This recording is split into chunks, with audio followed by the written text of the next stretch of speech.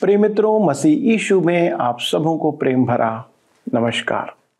उन सब के लिए जो जीवित और सच्चे परमेश्वर की खोज में रहते हैं कि उससे ज्ञान की बातों को सीखें, तो वह उनके लिए सदा उपलब्ध रहता है। दोस्तों, आप सत्य वचन कार्यक्रम देख रहे हैं जो परमेश्वर के जीवित वचन का व्याख्यात्मक अवलोकन प्रस्तुत करता है, ताकि हर एक जो उसका खोजी है उसकी बातों को समझ सके। उसने अपनी बातों को पवित्र बाइबल के माध्यम से प्रकट किया है कि मानव जाति उसे खोजने पाए, जानने पाए, उसकी बातों को समझने पाए और उसके मार्गों में चल पाए। मित्रों, हमने अपना अपना मार्ग लिया था और परमेश्वर के विरुद्ध चलते थे, लेकिन क्योंकि परमेश्वर दयालु परमेश्वर है, वह हमें अवसर देने के द्वारा अपना प्रेम हम पर प्रकट करता है। इसलिए हमें परख कर वह हमें पुनः अपने मार्ग में आने के लिए निमंत्रण देता है। दोस्तों, यह अध्ययन हमें उसके निकट आने के लिए सहायता करता है। दुष्ट उसके मार्ग को नहीं अपनाते। हम किस ओर खड़े हैं, दुष्टों की मंडली में या धर्मियों की मंडली में, यह निर्धारित करेगा। महाक्लेश जो आने वाला है उसमें हमारी क्या स्थिति होगी, यह जानने के लिए आइए भजन संहिता की पुस्तक उसका 11, 12 और 13 अध्याय को निकाल लें, ताकि हम अपने अध्ययन को इस स्थल से आरंभ करें। मेरे मित्रों, आइए आज हम अपने अध्ययन में आगे बढ़ें और भजन 11 को देखें, जिसका विषय है धर्मी की परीक्षा। यह दाऊद का एक अति उत्तम छोटा सा भजन है जो प्रधान बजाने वाले के लिए था। यह भजन किस परिस्थिति में लिखा गया है वह तो प्रकट नहीं किया गया है, परंतु स्पष्ट दिखाई देता है कि यह भजन दाऊद के जीवन में कष्टों और परीक्षाओं का परिणाम है। मैं जे स्टुअर्ट पेराओने का एक विस्तृत संदर्भ देता हूं, क्योंकि मेरे विचार में यह एक ऐसे व्यक्ति से आया जो थियोलॉजी के मुक्त विचार रखता है। गायक अपने जीवन में संकटों से घिरा है और डरपोक और निराश मन के परामर्शदाता भागकर सुरक्षा खोजने हेतु उसे सहर्ष विवश करेंगे, परंतु परमेश्वर में अटल विश्वास के कारण वह सुझाव अस्वीकार करता है, क्योंकि उसका विश्वास है कि यहोवा धर्मी राजा अपने भक्तों की परीक्षा लेता है, उन्हें त्यागता नहीं है। धर्मी नहीं, परंतु दुष्टों को डरने की आवश्यकता है। यह भजन इतना छोटा और अपने गुणों में ऐसा सामान्य है कि कहा नहीं जा सकता कि दाऊद के जीवन की कौन सी परिस्थितियों से संदर्भित है। अतः चुनाव करना शाऊल द्वारा उसका उत्पीड़न या उसके पुत्र अबशालोम के विद्रोह में से एक हो सकता है। डेलिटस अंतिम बात को स्वीकार करता है और पद 1 में सुझाव देता है, अपने पहाड़ पर उड़ जा। उन मित्रों का सुझाव है जो राजा को अलग हो जाने के लिए विवश कर रहे थे, जैसा उसने शाऊल के सताव के समय किया था। पहला शामूएल 24 अध्याय के 2 पद में लिखा है कि जंगली बकरी की चट्टानों में। यह पद 3 की अभिव्यक्ति है। यदि नींवें ढा दी जाएं, इसका समर्थन करती हैं और उस समय का संकेत देती हैं जब नियम अधिकरण अव्यवस्थित हो गया था। यहां मैं मुक्त विचारकों से सहमत होता हूं। मेरे विचार में यह वह समय था जब दाऊद अबशालोम के कारण यरूशलेम छोड़कर चला गया था। भजन 11 के 1 में लिखा है, मेरा भरोसा परमेश्वर पर है, तुम कैसे मेरे प्राण से कह सकते हो, पक्षी के समान अपने पहाड़ पर उड़ जा। आज मनोवैज्ञानिक आपको यही सुझाव देंगे। वे आपसे कहेंगे कि आपको जो करना है वह यह है कि समस्याओं से दूर भागें, कहीं दूर जाकर आराम करें, अपनी परिस्थितियों से चिड़ियों के समान उड़कर दूर चले जाएं। मेरे मित्रों, भागने से समस्या का हल नहीं होता है। एक बार एक महिला अपने गृह संरक्षक से सब कुछ छोड़ देने की बात कर रही थी, तो उसके गृह संरक्षक ने कहा, आप किससे दूर चली जाना चाहती हैं? इस सुंदर घर से, अपने प्यारे प्यारे बच्चों से, अपने अच्छे पति से? आप चाहे कहीं भी चली जाएं, आपको जीवन गाड़ी खींचनी ही होगी। आप अपने आप से तो दूर भाग नहीं सकती हैं। यह कैसा सत्य है। लोगों ने दाऊद से कहा, पक्षी के समान अपने पहाड़ पर उड़ जा, परंतु यह उसकी समस्या का समाधान नहीं था। मेरे मित्रों, आज हमारे मशीन की तरह चलने वाले समाज में, जिसमें सब कुछ नीरस है, घंटों कार में 7 घंटे लगातार बैठना बहुत थका देता है। हवाई जहाज में उड़ना बहुत अच्छा लगता है, परंतु संपूर्ण विश्व की यात्रा करने के बाद वह भी उबाऊ हो जाता है। आप हवा में उड़ते हैं और देख कुछ नहीं पाते।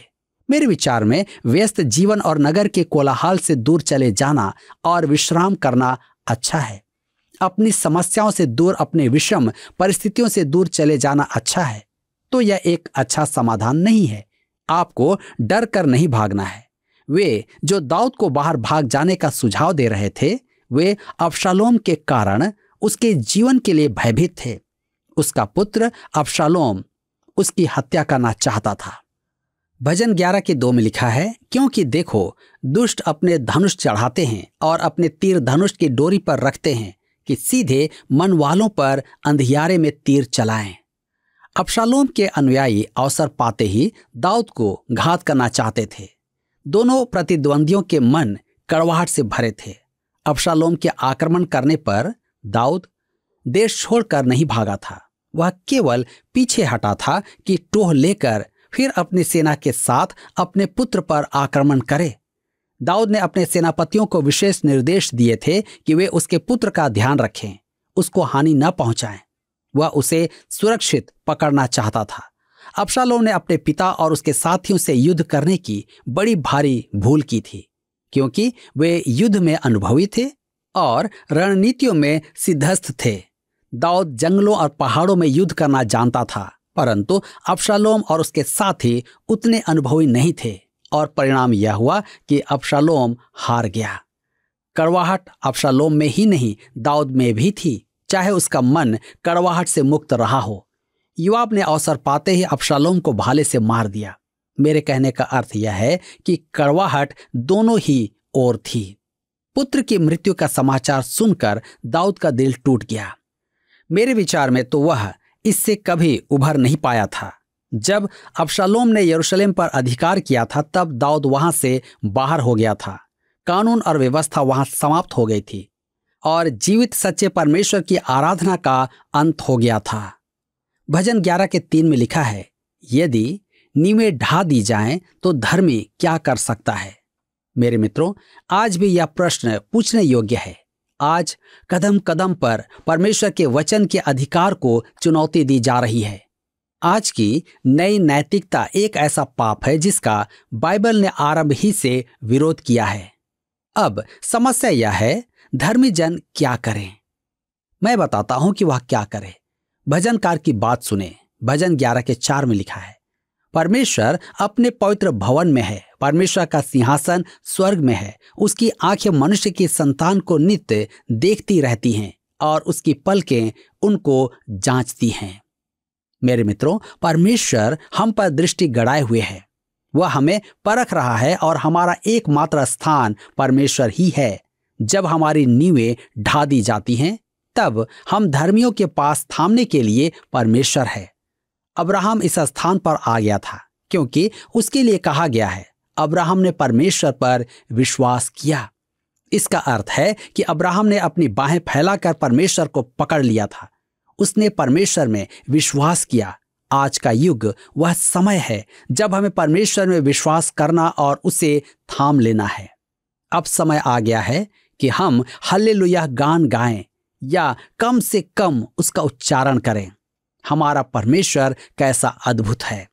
भजन 11:5 में लिखा है, यहोवा धर्मी को परखता है, परंतु वह उनसे जो दुष्ट हैं और उपद्रव से प्रीति रखते हैं अपनी आत्मा में घृणा करता है। जी हाँ, यहोवा धर्मी को परखता है। परमेश्वर जानता है कि उसके अपने कौन है। वह अपनी संतान को परखता है। वह मुझे परखता है और आपको भी परख रहा होगा। इसका अर्थ यह नहीं कि वह आपसे घृणा करता है। वह हमें हमारी भलाई और उसकी महिमा के निमित्त परखता है, परंतु वह उनसे जो दुष्ट है और उपद्रव से प्रीति रखते हैं अपनी आत्मा में घृणा करता है। यदि आप उसे ऐसा वैसा समझें तो उचित होगा कि आप इस भजन को और यही नहीं अन्य भजनों को भी पढ़ें। परमेश्वर दुष्टता करते रहने वालों से घृणा करता है। मैं नहीं मानता कि परमेश्वर शैतान से प्रेम रखता है। मेरे विचार में तो परमेश्वर उससे घृणा करता है और उससे भी घृणा करता है जो उसे स्वीकार करने की इच्छा नहीं रखते हैं। स्पष्ट कहूं तो मुझे यह एक युक्ति कदापि स्वीकार्य नहीं कि परमेश्वर पापियों से प्रेम करता है और पाप से घृणा करता है। परमेश्वर ने आपसे ऐसा प्रेम रखा कि अपना इकलौता पुत्र दे दिया, परंतु यदि आप पाप में बने रहेंगे तो आप परमेश्वर के बैरी हैं और परमेश्वर आपका बैरी है। परमेश्वर निस्संदेह आपका उद्धार करना चाहता है और यदि आप अपने अपराधों से मन फिराकर उसके पास आ जाएं तो वह आपका उद्धार करेगा। भजन 11:6 में लिखा है, वह दुष्टों पर फंदे बरसाएगा, आग और गंधक और प्रचंड लूह उनके कटोरों में बांट दी जाएंगी। हमारे आज के युग में अपराध का कटोरा भर रहा है और परमेश्वर भी उसे भरने दे रहा है। वह उसमें बाधा नहीं डाल रहा है। दुष्ट फल रहे हैं। परमेश्वर धर्मी अधर्मी दोनों पर मेह बरसाता है। सच तो यह है कि मुझे ऐसा प्रतीत होता है कि अधर्मियों पर सबसे अधिक मेह बरसता है। आज समय उनका है। भजन 11:7 में लिखा है, क्योंकि यहोवा धर्मी है, वह धर्म ही के कामों से प्रसन्न रहता है, धर्मी जन उसका दर्शन पाएंगे। जी हाँ, परमेश्वर धर्मी से प्रेम रखता है। संकट के समय जब नींवें ढा दी जाती हैं, तब हमें पृथ्वी पर रहते हुए स्वर्ग की ओर आंखें उठाना है। धर्मी उसके चेहरे को देखेंगे। यह कैसा अद्भुत दृश्य है। अब हम भजन 12 में आते हैं और देखेंगे, जिसका विषय है महाक्लेश की अभक्ति के मध्य धर्मी जन। भविष्यवाणी के परिप्रेक्ष्य में यह भजन पिछले भजनों के सदृश है। इसकी पूर्ति तब होगी जब महाक्लेश के समय इस्राएल के बचे भक्तों पर कष्ट आएंगे। आरंभिक पदों में उस समय के अधर्म का वर्णन है। इस्राएल में वरन कलीसिया में भी अभक्ति बढ़ेगी। तो आइए पढ़ें भजन 12 उसका 1। हे परमेश्वर बचा ले, क्योंकि एक भी भक्त नहीं रहा, मनुष्य में से विश्वास योग्य लोग मर मिटे हैं। आज एलिय्याह की मनोवृत्ति का विकास करके कहना आसान है, केवल मैं ही बचा हूं, केवल मैं ही हूं जो परमेश्वर के लिए खड़ा हूं। आज अनेक इस मनोवृत्ति से ग्रस्त हैं। यह उचित नहीं, परंतु सर्वत्र अभक्ति देखकर ऐसा होना स्वाभाविक है। भजन 12:2 में लिखा है, प्रत्येक मनुष्य अपने पड़ोसी से झूठी बातें कहता है, वे चापलूसी के होठों से दो रंगी बातें करते हैं। आज के युग में विश्वासियों को सच कहना होगा, अर्थात मुंह पर कुछ और पीठ के पीछे कुछ और कहना उचित नहीं। यह दोहरी बात है। भजन 12 उसके 3 और 4 पद में आगे लिखा है, प्रभु सब चापलूस ओंठों को और उस जीभ को जिससे बड़ा बोल निकलता है काट डालेगा। वे कहते हैं, हम अपनी जीभ ही से जीतेंगे, हमारे होंठ हमारे ही वश में हैं, हमारा प्रभु कौन है। इस भजन में भजनकार अभिमानी का तिरस्कार करता है। वे कहते हैं, हम अपनी जीभ ही से जीतेंगे। हमारी कलीसियाएं ऐसे अभिमान के लिए जानी जाती हैं। यहूदा ने इस अभिमान की भविष्यवाणी की थी। यहूदा 1:16 में, ये तो असंतुष्ट कुड़कुड़ाने वाले हैं और अपने मुंह से घमंड की बातें बोलते हैं और वे लाभ के लिए मुंह देखी बड़ाई किया करते हैं। दूसरे शब्दों में अभक्त जन झूठों का समूह है। अब परमेश्वर के भक्तों के बारे में देखें। भजन 12:5 में, दीन लोगों के लुट जाने और दरिद्रों के कराहने के कारण परमेश्वर कहता है, अब मैं उठूंगा, जिस पर वे फुंकारते हैं उसे मैं चैन विश्राम दूंगा। जिस पर वे फुंकारते हैं उसे मैं चैन विश्राम दूंगा। आज शत्रु उस भेड़िए ने जैसे 3 सुअरों की कहानी में किया था। 2 छोटे सुअरों ने अपने घर खोए। भेड़िए ने फूंक मारी तो 2 कुत्ते के बच्चे उड़ गए और खो गए, परंतु तीसरा बच्चा घर में था जो भेड़िए की फूंक से नहीं हिला। यह कहानी दाऊद के वचनों का उदाहरण है।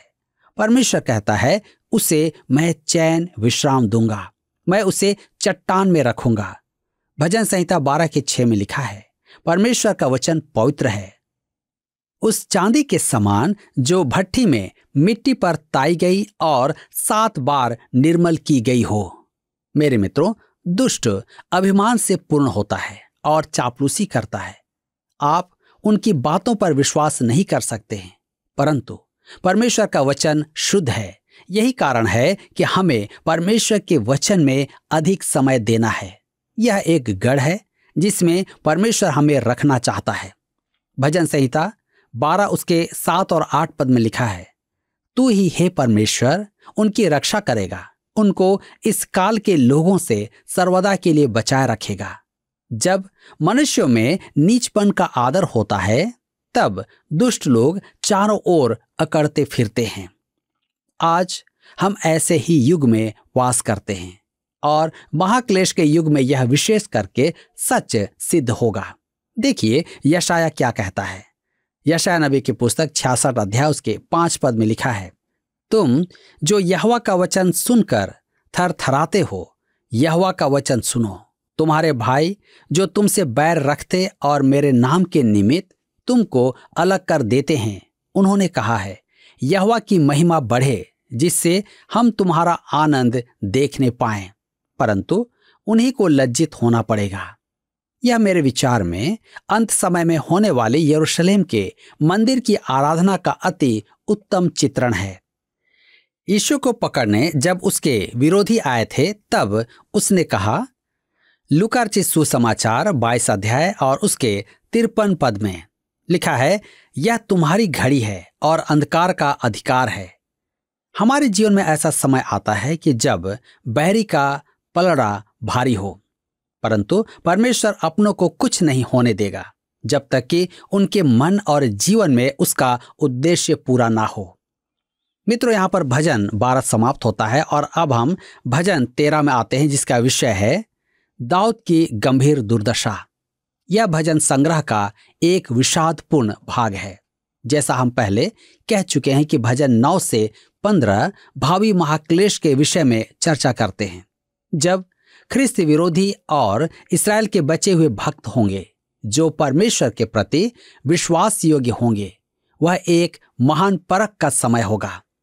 दाऊद ने यह भजन अपने परीक्षा के अनुभवों से लिखा है, परंतु इसका समकालीन अर्थ है।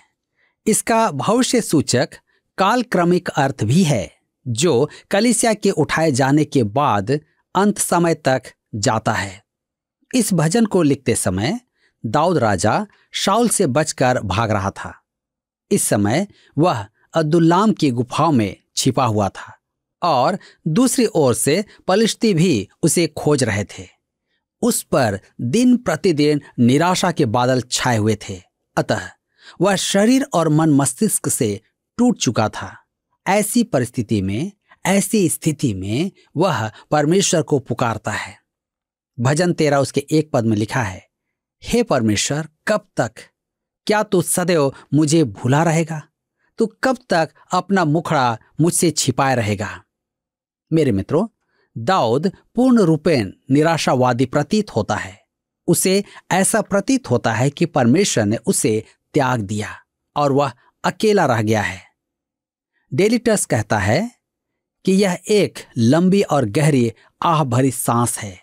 यह अंततः एक राहत पाए सीने से निकलती है, एक अर्ध शांत एवं विनम्र प्रार्थना द्वारा। भजन 13 के 2 में लिखा है, मैं कब तक अपने मन ही मन में युक्तियां करता रहूं और दिन भर अपने हृदय में दुखित रहा करूं? कब तक मेरा शत्रु मुझ पर प्रबल रहेगा? दाऊद पूछता है, ऐसा कब तक होगा? इस समय दाऊद अत्यधिक क्लांत है। वह परमेश्वर से प्रार्थना करता है। उसका यही एक स्रोत एवं मार्ग है। भजन 13 उसके 3 पद में लिखा है, हे मेरे परमेश्वर यहोवा, मेरी ओर ध्यान दे और मुझे उत्तर दे। मेरी आंखों में ज्योति आने दे, नहीं तो मुझे मृत्यु की नींद आ जाएगी। मेरे मित्रों, इस भजन के लिखते समय दाऊद घोर संकट में था। वह सोते हुए भी डरता था कि उसके शत्रु उसे मार न डालें। अतः उसे विश्राम की अत्यधिक आवश्यकता थी। उसने परमेश्वर से प्रार्थना की कि वह उसे नींद और विश्राम प्रदान करे। भजन संहिता 13 उसके 4 में आगे लिखा है, ऐसा न हो कि मेरा शत्रु कहे मैं उस पर प्रबल हो गया, और ऐसा ना हो कि जब मैं डगमगाने लगूं तो मेरे शत्रु मगन हो। यदि बैरी दाऊद को पकड़ता तो अत्यधिक आनंदित होता। दाऊद को पकड़ना वास्तव में परमेश्वर की पराजय का आनंद था जो शत्रु चाहता था। इस कारण दाऊद प्रार्थना करता है कि शत्रु का पलड़ा भारी ना होने पाए। दुख की लंबी सांस लेकर वह अपनी प्रार्थना करता रहता है और अंत में वह परमेश्वर पर भरोसा और विश्वास रखने पाता है। यह एक अद्भुत भजन है। भजन संहिता 13 के 5 में हम पढ़ते हैं, परंतु मैंने तो तेरी करुणा पर भरोसा रखा है, मेरा हृदय तेरे उद्धार से मगन होगा। दाऊद स्वयं जोखिम से निकल जाने से स्वयं को चतुर नहीं समझ रहा है। निसंदेह वह सतर्क रहता था, परंतु वह जानता था कि परमेश्वर ही उसे बचा सकता है, वही उसका उद्धार था। भजन 13 उसके 6 में लिखा है, मैं परमेश्वर के नाम का भजन गाऊंगा क्योंकि उसने मेरी भलाई की है। मेरे मित्रों, आप जहां भी हैं, जो भी हैं, जैसे भी हैं, आप परमेश्वर का स्तुति गान कर सकते हैं। इस समय मेरे लिए परमेश्वर की स्तुति गान करना आसान है क्योंकि डॉक्टर ने अच्छी रिपोर्ट दी है। परमेश्वर हमारे साथ भला रहा है। मुझे एक मनुष्य का स्मरण आता है जिसने वर्षों तक परमेश्वर को अनदेखा किया। अंत में वह कैंसर का रोगी हो गया। वह मुंह के बल गिर गया। हमारे कार्यक्रम को देखकर उसने प्रभु को ग्रहण किया, यद्यपि उसकी दशा बुरी है। मेरे एक मित्र ने उससे भेंट की और मुझे कहा, आपका मन आनंदित और विनम्र होगा कि संकट में भी वह व्यक्त करता है कि परमेश्वर उसके साथ भला है और परमेश्वर ने उसे कैसे बचाया तथा वह कैसा महान है। जब कोई ऐसी स्थिति में परमेश्वर की स्तुति करे तो वह विश्वास में मुझसे बहुत आगे निकल चुका है। इस भजन में हम दाऊद की गंभीर दुर्दशा को देखते हैं, जो महाक्लेश के समय परमेश्वर की प्रजा की दुर्दशा को दर्शाती है। मेरे मित्रों, आज आपके लिए और मेरे लिए भी यह अवसर है कि क्या हम दाऊद के समान परमेश्वर के लिए स्तुति के भजन गा सकते हैं? क्या हम उसको धन्यवाद दे सकते हैं? क्या हम उसकी प्रशंसा कर सकते हैं? अवश्य ही इस पर विचार करें। प्रिय मित्रों, आप आश्चर्यचकित ना हो कि यहोवा धर्मी को भी परखता है, परंतु वह उनसे जो दुष्ट हैं और उपद्रव से प्रीति रखते हैं अपनी आत्मा से घृणा करता है। परमेश्वर जानता है कौन उसके लोग हैं और कौन नहीं है। उनको वह परखता है। वह मुझे भी परखेगा, वह आपको भी परखता है। क्या आप इसके लिए तैयार हैं कि आप परखे जाएं? यदि नहीं तो ये आज इसलिए आप पर प्रकट किया गया है कि आप इस बात के लिए तैयार हो कि आप भी परखे जाएंगे, क्योंकि यहोवा परमेश्वर धर्मी है। वह धर्म के काम ही से प्रसन्न होता है। धर्मी जन उसका दर्शन पाएंगे, बाइबल कहती है।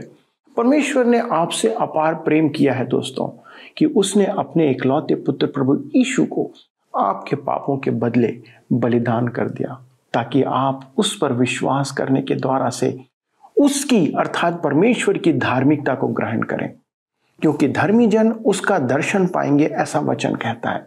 लेकिन यदि आप निरंतर अपने पाप में बने रहेंगे तो आप परमेश्वर के बैरी बनेंगे दोस्तों, और परमेश्वर आपके विरुद्ध होगा।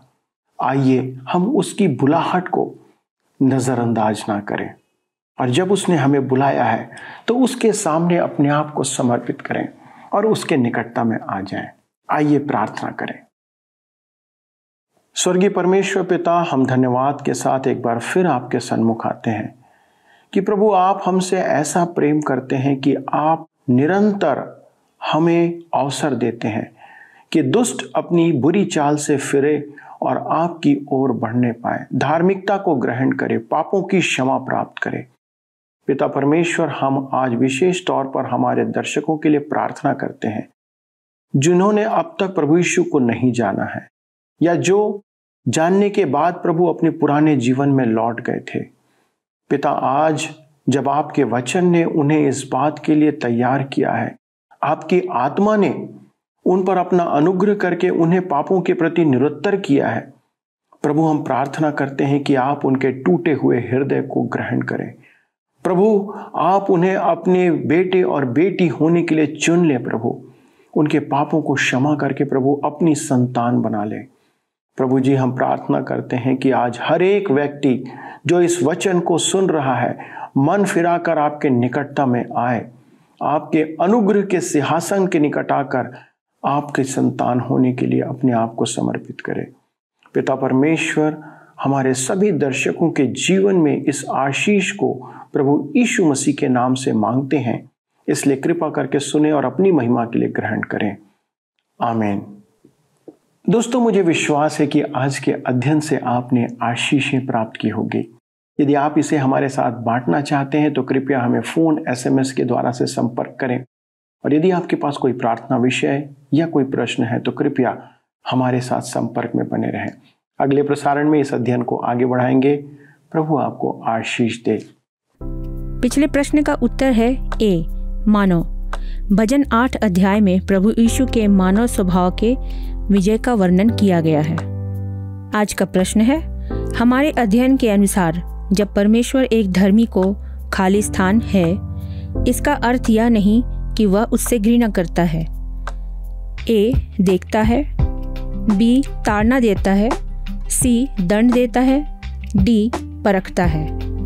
मित्रों, इस प्रश्न का उत्तर हमें कल सुबह 6 बजे से पहले विकल्प A, B, C या D के साथ अपना नाम, पता, स्थान के साथ 9651433397 पर SMS या WhatsApp करें। सभी विजेताओं को विशेष पुरस्कार प्रदान किए जाएंगे। धन्यवाद। क्या आपको यह कार्यक्रम पसंद आया? अभी हमें एक मिस कॉल करें और आप अगले विजेता हो सकते हैं।